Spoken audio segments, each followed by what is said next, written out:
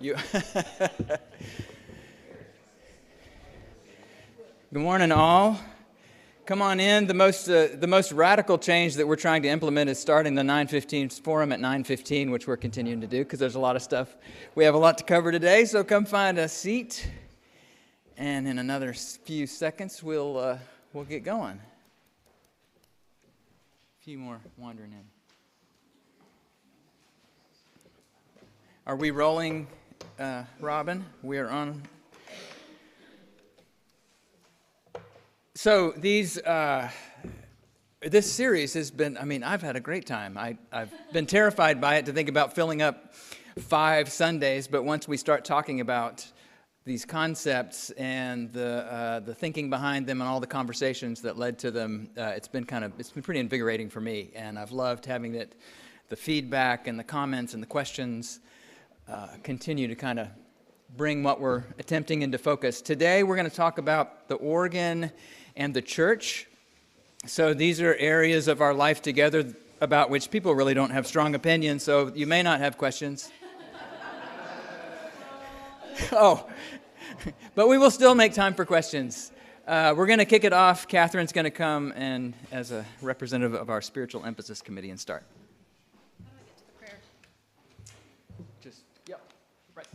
Do you want to do that first? Okay. Quick schedule to continue. That's an old one. Next week we'll talk about green spaces, parking, and sustainability. And on the 13th, formation, music, nursery, and offices. Those are the last couple of areas that we've grouped together to address. So I hope you can join us for those as well. Good morning. On your chair, you have these beautiful little bookmarks with the Calvary Tower on the front and the prayer that we'll be saying throughout these coming seasons and weeks and months. This is yours to take home. It's a party favor. Good job coming to Sunday school this morning. But if you would take a moment, take a breath, and we'll say the prayer together. You can use the small writing on your bookmark or the big writing up here. I'm going to put on my glasses. The Lord be with you. Let us pray. Holy God, you call us to make your love visible in the world around us. Give us wisdom and courage to meet this moment with generosity and with hope, that we may grow in your loving kindness and show forth your compassion in our community with renewed faithfulness and boldness. Through Jesus Christ our Lord, who lives and reigns with you and the Holy Spirit, one God, forever and ever. Amen. So one of the things that we want to continue to do in all of these conversations in the fall and as the plans unfold and all of that is that we remember some of the why of what this is all about, that it is about steel beams and it is about how wide is the space between the pews and it is about all of those things. And there's also a larger why of what we do when we gather here at Calvary. So I'd like for you to think for just a moment about a personal, memorable occasion when you were here. Maybe it was a baptism, someone in your family. Maybe it was a wedding, yours or a friend's or a family member's. Maybe it was a funeral. And think about those occasions when you walked into the church and you sat down and this moment unfolded. And you marked a particular place in the journey in your own life or in the life of a friend or a family member. And we came together to do that. Or think about one of those high holy days. Think about being here on Easter or late at night on Christmas. Think about being here for one of those packed LPS weekday preaching events. When the place was all abuzz, right? And we were doing the big thing. We were part of a larger story, either that ancient story that unfolds year after year through the holidays and through the stories, or the bigger story that's happening right now in the life of our larger faith by bringing in voices that remind us from all over the country and all over the world that there's just a bigger story unfolding, and that we heard that in the scripture, or we heard that in the preached word, and we had a little glimpse while we sat in this building. And we remembered there's a lot more.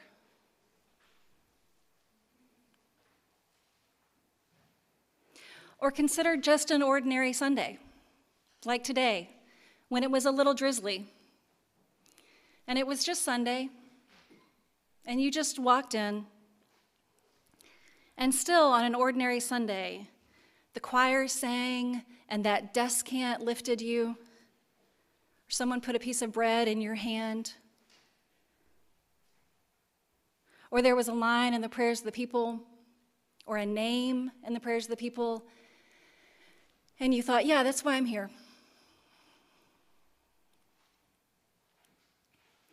We come into this space and we remember that we're not alone. We remember that we're part of a larger story, and we mark the moments of our lives. So it's a building, but it's not just a building. It's a container, and it's a container of multitudes. Multitudes of words, multitudes of moments, multitudes of music, multitudes of years. And when we walk into that space, we walk into that. We can talk about carpeting, and we can talk about stained glass windows, but each of us has walked into this place on a particular day and been lifted. And that is why these spaces matter. And that is why we're talking about this. And that is why the work in front of us is big and beautiful and bold. Because this place is a place where our lives unfold and where we meet God. And I give thanks for that and for the beauty of this conversation.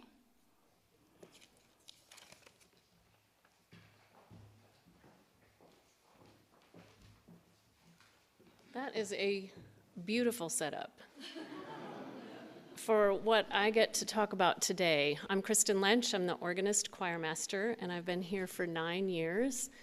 And one of the biggest draws to me to take this position was to play that magnificent pipe organ that we have. And if you think about all of those things that Catherine just talked about, all those momentous life occasions, the LPS services, there is one fundamental tool that was used every single time, and it was the pipe organ. And it's been used to celebrate your baptisms and your confirmations and your weddings and your family's funerals for 5 generations. This is an exquisite instrument, and it's not just my instrument to play, or Brian's instrument to play, or my organ student, Bill Etnier. Not just his instrument to play, but between the 3 of us, we're playing it 7 days a week. We are practicing to make sure that it sounds splendid and glorious and inspiring in these services for you, because this instrument binds us together as a congregation. When you think about an LPS community walking in to listen to a speaker, the very first thing that they do together, they might be coming from all different faith backgrounds, all different zip codes, sometimes from different states, but the one thing that they do first is sing together.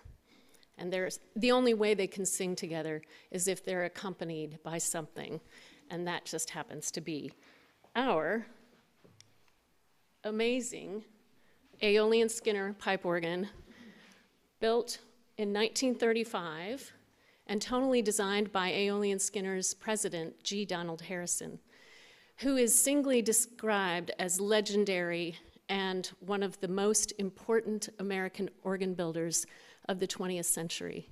Some say he's the greatest organ builder.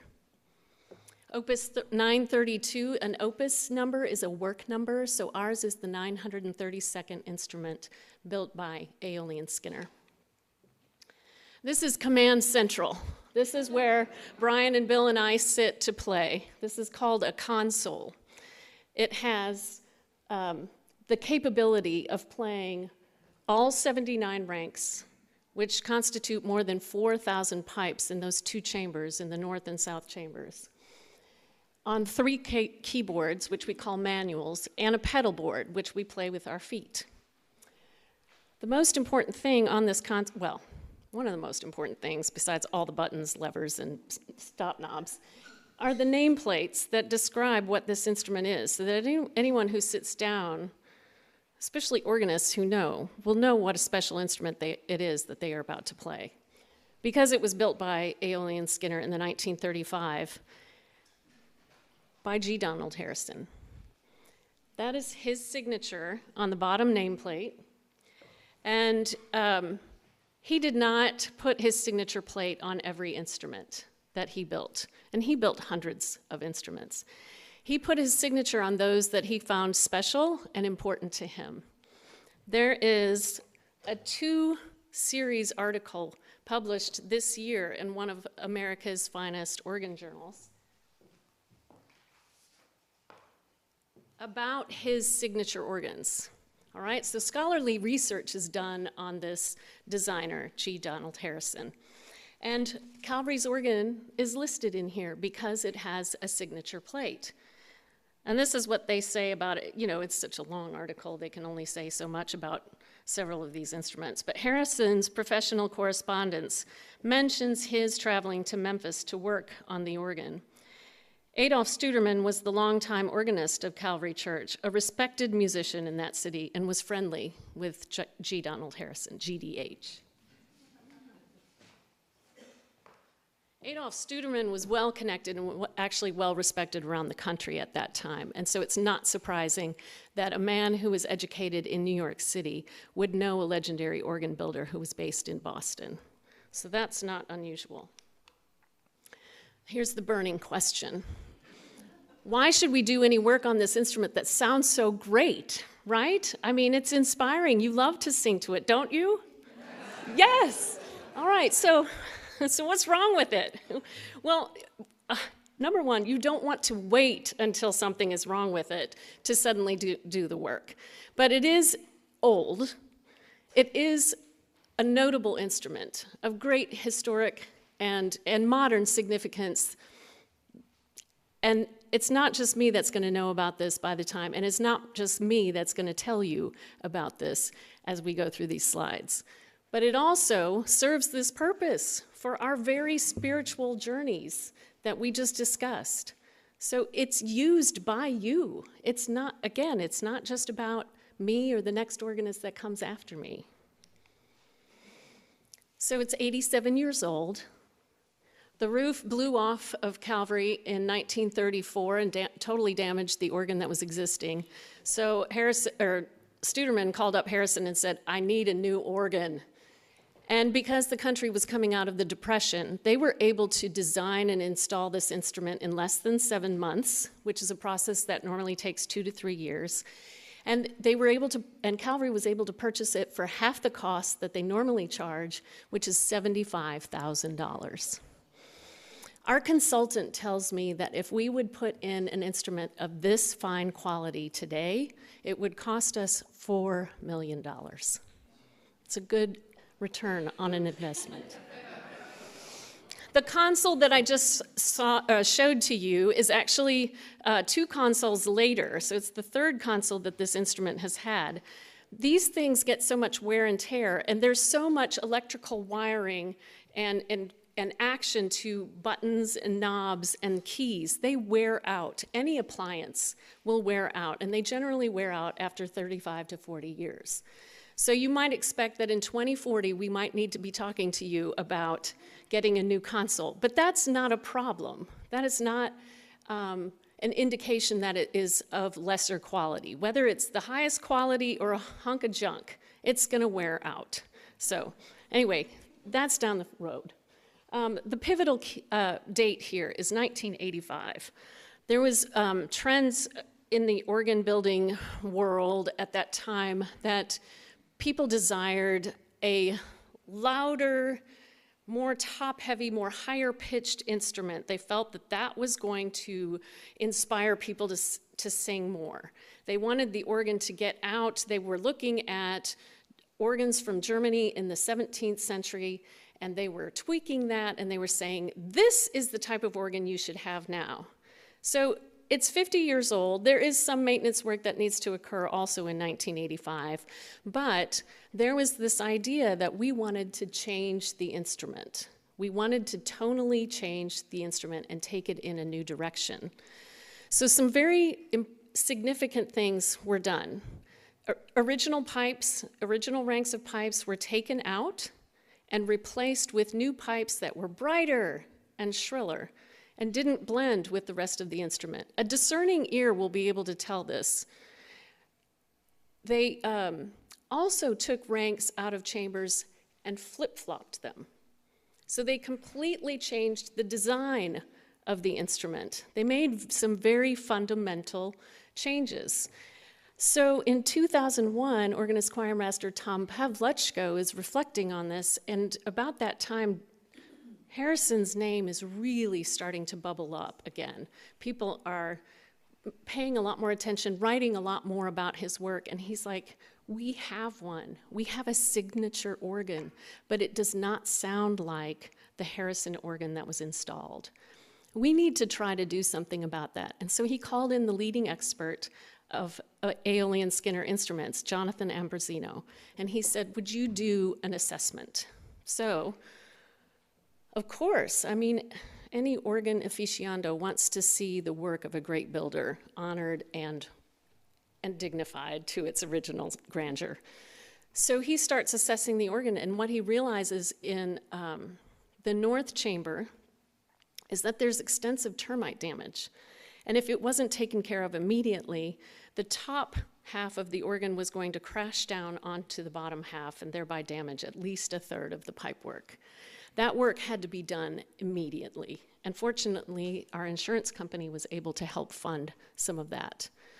While that work was being done, they had to remove all of the pipes, of course. And so they took that opportunity to clean the pipework that was there, thereby resetting the clock on those pipes, right? Suddenly, when they were reinstalled, they'll be pristine and brand new.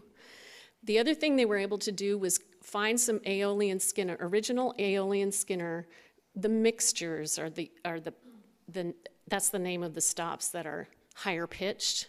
They were able to find some original ranks and take out the ones that had been put in 1985 and replace them with these original ranks. Now, it's not original to our instrument. We don't know where those ranks went, but they are close enough that they will provide this amazing sound that just grows and swells and becomes this burst of color rather than this high-pitched, shrill cap which screams out at you. Sorry, I'm slightly biased. But that's what I mean when I say that a discerning ear can hear that. I really think that each one of you would be able to hear if I played that side of the room for you versus the side that has not been restored to its original place, that still has the 1980s pipes. I hope that 2023 can be taken out of italics and we can see the complete restoration done next year. So what do we have? Age, artistic value, liturgical function, right? Those are the three reasons why we do this. What we have in organ building terms is a Tiffany stained glass window. We have a Rubens altarpiece, right? This would be a $4 million investment if we wanted to build something like this now. We have a Rolls Royce with some Chevy Cavalier parts. My apologies if any of you have a Chevy Cavalier. It was my first car, stick shift, so I feel like I could use that as an example. I know how those drive. So who is this guy? G. Donald Harrison. This is, like I said, don't take just my word for it. These are not my phrases. These are phrases and characteristics that have been published in articles about him. and are published on current churches and institutions' websites that have his instruments. These are some of the places that installed his instruments, that he installed, I should say, within a year's time of our instrument. I was able to see 3 of these places on my reconnaissance tour last spring when I went out east to meet with Jonathan Ambrosino and the organ builder who will help us and who did the work on the North Chamber, Joseph Rotella of Spencer Organ Company. We went to see Trinity on the Green, which is right across the street from Yale University. Theirs is our sister instrument. It was built the same year with almost the identical stop list. It has never been altered. It's the most glorious thing in the world. I stood in the middle aisle and I was brought to tears. It was so beautiful. Church of the Advent in Boston, very incredible place of music and Anglo-Catholic worship, if that's your thing. And then look at this, Grace Cathedral in San Francisco has heard. So on the West Coast, Grace Cathedral knows who G. Donald Harrison is and calls him up and says, put one of your instruments in our cathedral. And then a private school outside of Groton. Sorry, so I was saying where I had gone. I went to Trinity, I went to Church of the Advent, and I went to the Groton School to see their instruments. So even a private school was like, they have an English cathedral for a chapel, and they wanted a fine instrument there. So all of these places that I've mentioned trumpet the fact that they have a G. Donald Harrison instrument. Grace Cathedral restored their instrument in 2010 to ensure its viability for the next 75 years. This is Trinity New Haven. You'll notice that on their website, they have a picture of the signature nameplate because they know how significant that is. I love their last point. Not only is this a magnificent organ, but it's what binds our community together and leads us in song. A noble cause. Church of the Advent made sure that their sound was preserved on a CD series called Great Organ Builders of America. And St. Mark's in Philadelphia, one of the finest music programs in our country right now in an Episcopal church, says that this instrument is of historic and artistic significance, built by one of the finest firms during a great age of American organ building. It was designed and voiced by the legendary G. Donald Harrison, who is widely considered one of the greatest organ builders of all time. The organ underwent major restoration in 2019. So I think that this is peer pressure, people. Again, it's not just me saying this. It's not me wanting to play a fine instrument. This is what people around the country, around the world recognize. And we have one. After our instrument, G. Donald Harrison's name gets out. And look at these places that demand his work and want to install his work. Notably, this symphony hall, which houses one of the oldest and best symphony orchestras in our country, they wanted one of his instruments. Prominent churches in New York City, I don't think they call themselves the Mormon Tabernacle anymore, but Church of the Latter-day Saints in Salt Lake City. This is Symphony Hall in Boston, all right? This is their website. This is what they put on their website. They mention that G. Donald Harrison built it. He was the preeminent American organ builder in the first half of the 20th century. This is the most amazing thing to me. Of equal importance to the renovation was the establishment of a permanently endowed fund to care for it. So not only are they proud of the fact that they have a Harrison instrument, and they love it and think it's beautiful, and it was in need of repair. But they do not want to put a new instrument in. They don't feel that anything that anyone could build right now could be finer. They want that instrument to live in their concert hall in perpetuity. All right? This is significant. Are you capturing that? again, some fancy words, wonderful accolades to G. Donald Harrison. Simon Johnson from London just played a brilliant concert on Friday night, and he could not stop raving about playing that instrument and how beautiful it was. I get calls several times a year from people who know about this instrument who want to come and play it and hear it. Last month, I had a student from Ole Miss call me and say, I've heard about your Aeolian Skinner. Can I come up and play? I've been coming up to Memphis on Fridays. Which Friday is good for you? And this is what organ geeks do. They go together on trips. They call them organ crawls, and they go to cities across the country, and they take the time to explore interesting and important instruments. They have come to our church, organ builders and organists, all right?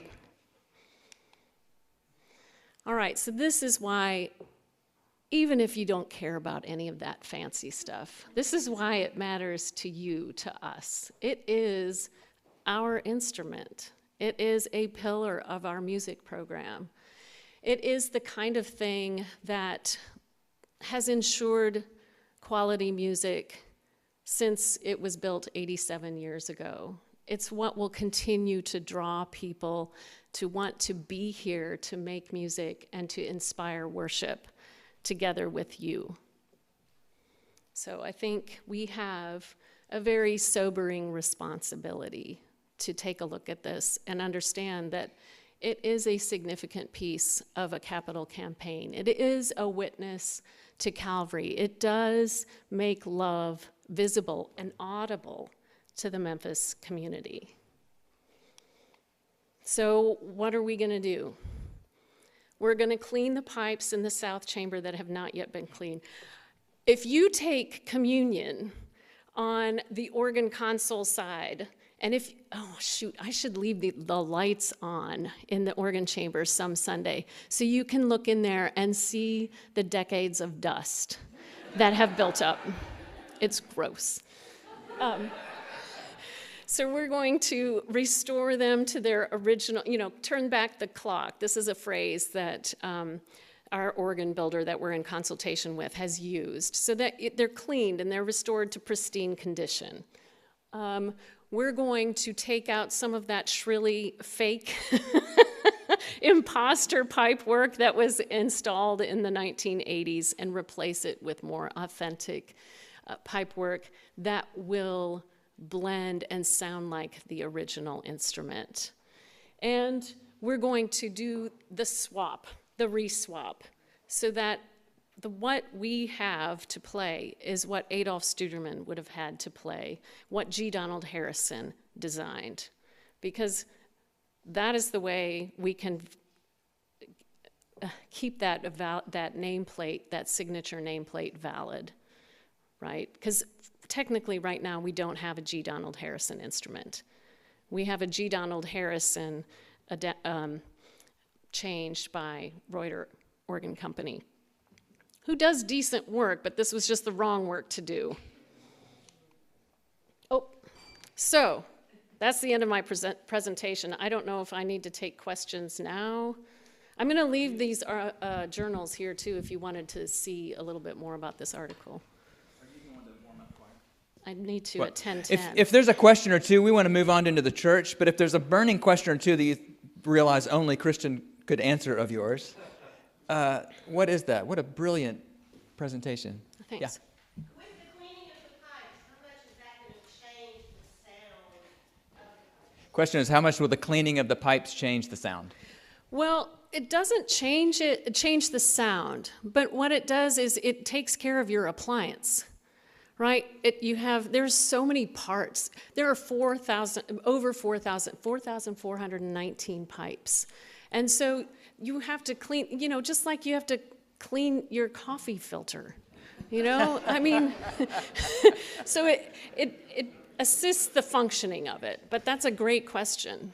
I'm going to bring Charles up, if that's okay, to make sure he's got some time for the church. Okay. But mark your questions for Kristen. Maybe we can address them. But we have a whole other church building. It's attached to that organ.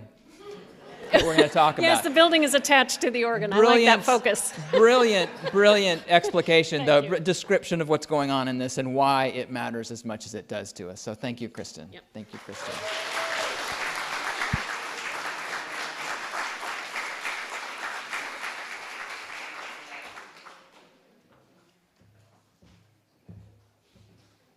That's a hard act to follow, and I noticed that in a few minutes, all these red robes are going to be going out, and you're not here to hear me.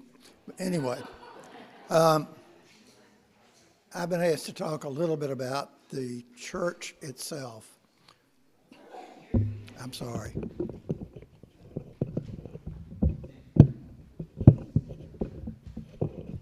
Okay. Is that better? Okay.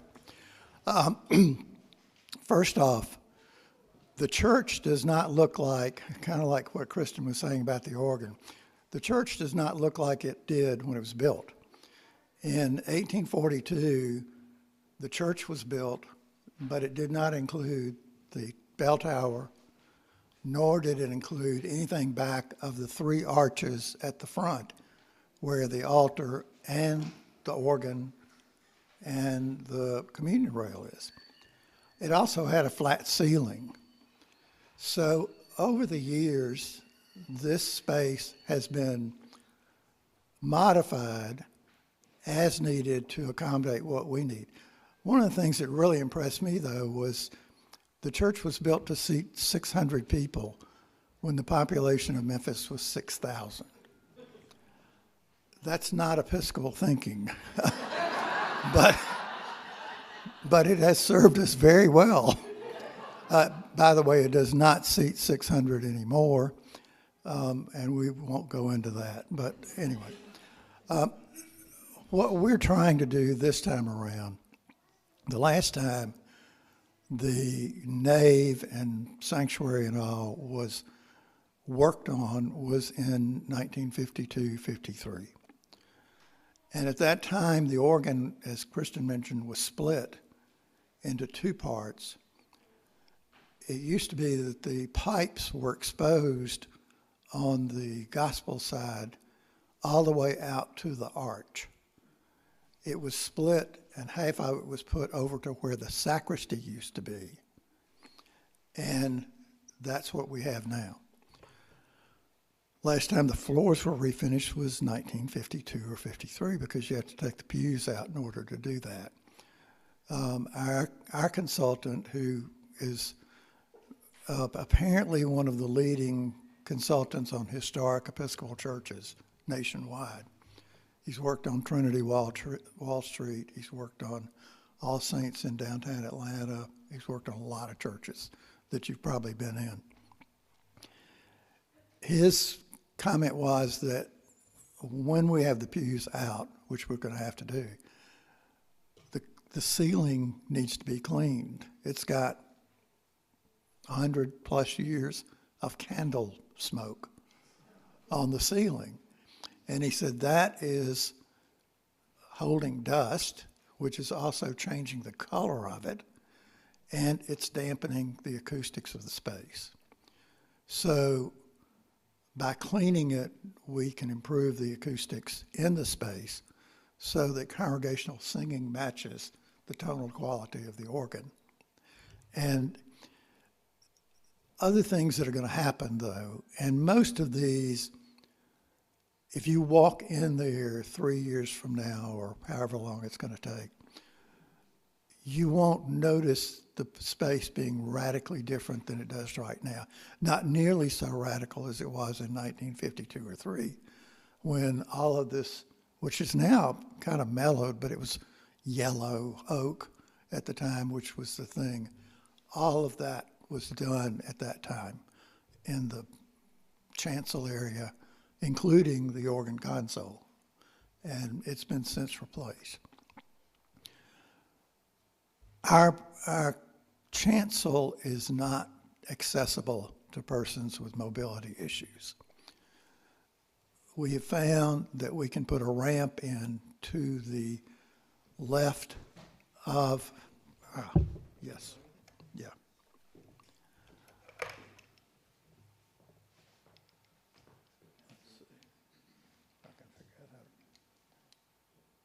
right there. You don't even notice that it's there, but it gives people access both for communion and for if they want to serve at the altar or assist with communion. Another thing, there's a problem behind the communion rail. And I think that can be borne out by anyone who is a lay Eucharistic minister. One person can get through there. Two very thin ones might be able to go back to back. No, one person. Our consultant looked at it and said there's a very easy solution to this. He said if you take this and move it forward and put it on a kneeler-sized box, we pick up over a foot of space behind it without doing anything radical to the building itself. The other thing that, and you'll see this very easily if you come to the Messiah in December, is Calvary does things with choir and with orchestra. We also do things periodically with a piano. Our space is not overly flexible for doing those sorts of things. The new communion rail will be built in sections so that it will be easy to remove when we have an event like Messiah to accommodate both choir and orchestra. We already have up in the attic risers that fit that step, so we can make more space for the choir to be behind orchestral players in front of them for that sort of thing. So communion rail moves forward, gives a little bit more space for every time we have communion, which is every Sunday, at least once, twice most Sundays. Pews. When I first started ushering for Messiah and we had overflow crowds, by cajoling people a bit, you could get 5 people per half pew, 10 people per pew. 8 fit there now. Again, we won't go into why that is. We know that the pews have to be worked on. The spacing is terrible. Our consultant jumped up the first time he sat down and got his tape measure out, and he said, I've never seen them this close together. And he said, if you look at the ends of them, they're all chewed up from people trying to get in and out because they're so close together. We plan on respacing the pews. While they're out, we plan on fixing the ends and replacing the bench in between with a contoured seat, which our consultant assures us will be more comfortable than the flat seat we have now with a worn-out cushion on it. The other thing is if we take out that center post in each pew so that it runs continuous, we can seat 9 people per pew and make up for what we may lose in respacing. So that's the other thing. You'll notice there's a couple of things missing. One of them is there's a low wall about that tall right along here. He said that's trapping a lot of the choir sound. And if we take it out, we'll get more sound coming out from the choir. The baptismal font is right there.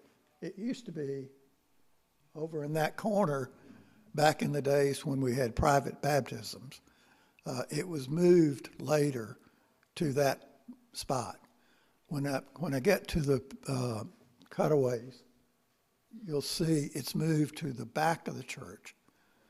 because it symbolizes. The baptismal font symbolizes entry into the faith. And if you've been to Grace St. Luke's since they did their renovation, or if you've been to Holy Communion since they did their renovation, and many others all over the country, that's where the baptismal font is located. And so while we're doing this, we plan to do that. Again, it just becomes a little bit more movement during the liturgy that has some symbolic meaning to it.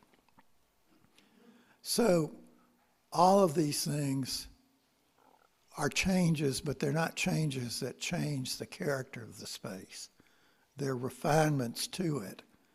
And the space has not really been worked on in almost 75 years. So that's what we're planning. Also, the carpets are going to go in the aisles. They're worn out. They were worn out 20 years ago, but we kept them there just kind of because they were stuck to the place. And also because the floor wouldn't have matched if we'd done it. But that will help with the acoustics. And the new pews will not require pads, but still be more comfortable than what they are now. So all these things help with the acoustics. The congregational singing will be a much fuller sound than we have today, assuming that you do actually sing. And Say something about the floor in the chancel. oh, yes, I'm sorry. Right now, that whole area is wood parquet flooring. It's not hard. It doesn't bounce the sound up. And so right now right there, that step is gray limestone. That may be what we use in the choir area. But regardless, it needs to be a hard surface that again helps the sound get out to the congregation. So, none of these are radical changes. One big change is widening the bride's walk and cutting through into the narthex where the bell is. That will improve access to the church for clergy gathering before a service, for times that you want to sing in the back and you're back there. There is a screen in the back of the church right there and there. The consultant looked at it, and it's not original, by the way. I think it was done in the 50s, actually. He said that is it gives people a false permission to make noise and chatter. And we used to have an usher who jangled all of his change in the back all during the sermon. So he recommended we take it out for several reasons. One is it's not serving its purpose. People don't use it as a coat rack. But the other thing is it gives us room for extra seating. Well, you can see it right there. When we have overflow crowds, we don't have the use of that space because it's behind a wall. You can't see what's going on. You're not a part of what's going on, hence the talking and the carrying on back there. We've even had a few crying babies that they got that far and stopped. Well, of course, it didn't change anything else. It just moved it. So that part will be different, but again, it's not original to the space, and it's not something that has a lot of emotional attachment to it. So I'll be glad to take questions. Kristen's still here, so you can ask her. Yeah, Kristen's still here, so if you've got questions here. Hi, thank you for all the work that you're doing on this and so much thought given to details.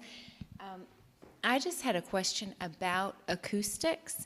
A few weeks ago, I visited Holy Communion for their service, and they have recently redone everything. And everything was hard surfaces, the floors and the pews, and there was so much echoing in there before the service when people were talking. I felt like I could hear what everybody in the nave was saying. And I am no lover of worn-out carpets and cushions, but what will taking out those fabric, those soft pieces, will we have an echo sort of issue? And also just sort of the softness in terms of a space feeling maybe hard or stone or something like that. Just a question. We don't have the resources that Holy Communion have to put in a marble floor, which is good because that's what's doing it. And ours will still be a wood floor, and it will have the warmth, visual appeal of a wood floor. So we're talking much lower degree of change in the acoustics of the space, but I think they're meaningful to our space. I do not see us having an echo like that. I'll add to that too. We can always soften. We can't liven a room without something fundamental like this. And when I was early out of seminary, I was going around in Arkansas, like they'll send the curate off to help at another church. And I was in a modern Episcopal church that had been built for amplification, which means all soft surfaces, and you assume you're going to have, the choir doesn't ring in the room. It was almost offensive to me. It was so stark to stand up here leading the service, and I couldn't hear the voices of the congregation in the room. Part of it's getting the music out into the room. Part of it is that the liturgy is the work of the people, and having that live space up to a point, you're right, that it can go too much, is really deeply essential to have the voices ring. It's not the priests up here doing this on the people's behalf. It's us together. Anyway, I'll stop, but that's my little sermonette. I've got a bunch of questions. Will there be room with the reconfiguration of the pews? One of the things I like the most about baptisms in this church is that we affirm the baptism and renew our own promises. Is there going to be enough room between the pews for us to stand up and turn around so we can face the baptism? Okay. The other question is, in all of my looking at pictures of this church through its history, the symmetry of the front of the church has been very carefully maintained. Does that matter anymore? Actually, the symmetry of the church was improved in the 1950s when they split the organ, because No, I'm talking about the facade. The facade on the church part's not changing really.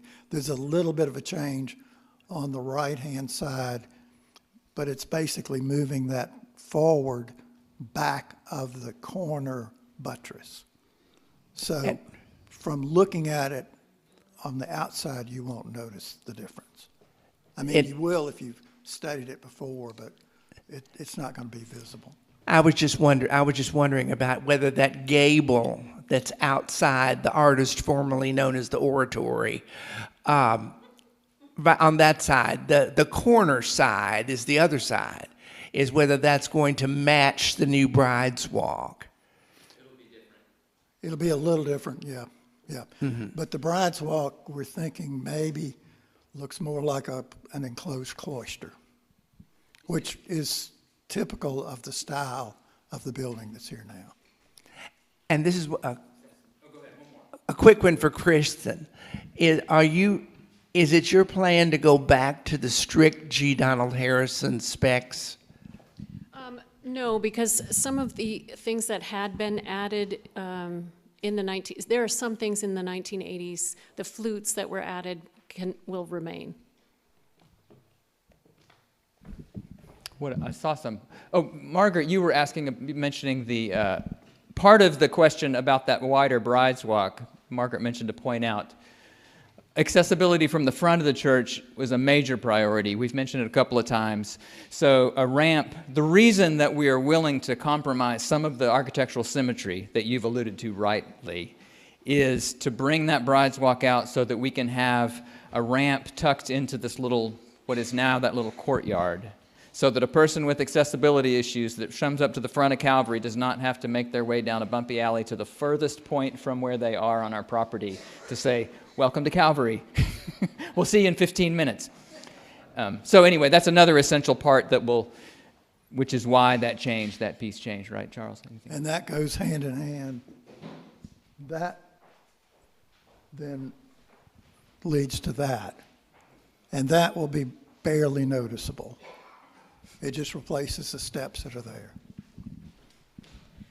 What's the status of the roof? The roof is lead-coated copper, and it'll be there when we're all dead.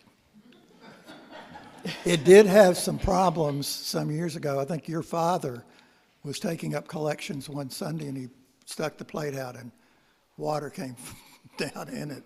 But that was where the air conditioning ducts were, and it just needed to be repaired around it. But the lead-coated copper roof, we couldn't afford it now, and luckily we won't have to, because it just stays. In fact, if you go to Paris, all those roofs on those rows and rows of buildings are lead-coated copper. Somebody thought ahead on that one. One more? Anybody have one? Yeah, Katie? But I'm not going to be here next week, so I'm going to ask it. So it's kind of the acolyte room, the sacristy, all that. Yeah. That are kind of attached to the church, but they're kind of in this in-between space. Yeah. So I'm like, Scott, do you have which that spot? one detailed shot? Also, the acolyte room smells. So. Well, yeah, it's not the acolyte. That's right. actually, they're correcting that because that's going to become the flower room, so it'll smell good. Is that the best one, or what do you want to talk about that? Well, okay, the current library, at one point we thought about just removing it and enlarging the courtyard. It's wood framing underneath. It's not hard surface like the rest of it. So we said, no, we're not going to do that. But the library's moving to where the Montgomery foyer is, in a room that will double for use as a classroom, like that one is now for small meetings, for before a baptism, bride's room before a wedding, family room before a funeral. It'll serve a lot of purposes. So that leaves that space unassigned. And what we've come up with is there's a chute through here that's very unattractive. If we do a new ramp and then do steps next to it, then we've got a nice space here that if you come up the elevator or come up the existing stair, you can see where you're supposed to go.